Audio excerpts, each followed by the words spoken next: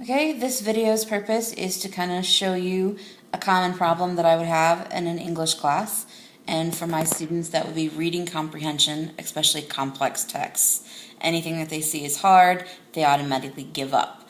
So the app I chose is called Liquid Text, and as long as you have a PDF copy of whatever you're reading, you can upload it into this document app, and then you can highlight, move it around, add your own comments, and make your own notes.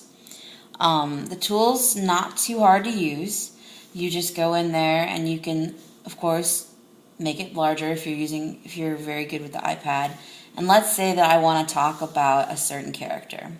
I want to skip to where we talk about the knight, okay? And let's say I'm asking students to summarize what they know about the knight.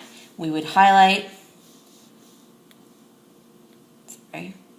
It takes a while to get used to touching. You have to touch and hold, then you can do the highlighting. So let's say I want to highlight that he's a worthy man.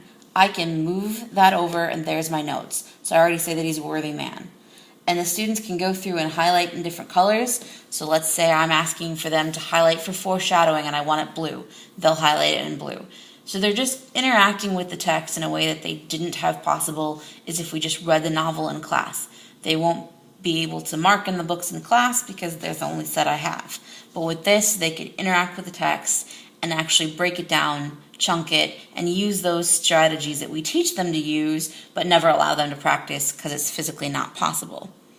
It doesn't completely solve the problem of reading comprehension because you still have to lead students through it and tell them what to help highlight, but eventually they should get into the practice enough that maybe they can think about it on their own and say, okay, what did Miss Butcher have us do?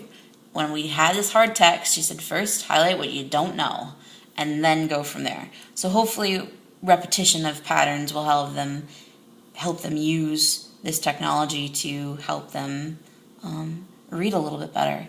They do have an app called Notability, which allows you to do very similar things. The part about Liquid Text that I really like is that I can add this note column, and I can add in my comments. I can add in parts of the text where I can break it up, and let's say I just want to know anything about the knight. I can go to my notes and I got everything I need to know about the knight without having to reread it and redecipher it all because I've already done the work once, which I really like about the app. And the main problem I can foresee is that students might not use this as effectively on their own. A lot of my students aren't self-motivated to go out and do extra work, but for those of us that like being able to mark in our textbooks, this is a really neat app to get that done. So hopefully you can use it in your classroom. A math book, if you could download math worksheets, it'd be really easy to decipher word problems, especially when students need to gather information to solve a problem. Science, same way. So I'm hoping it will be a useful tool. I'm going to try it with my seniors when we actually start reading on Monday, and I'll see how it goes. Thanks.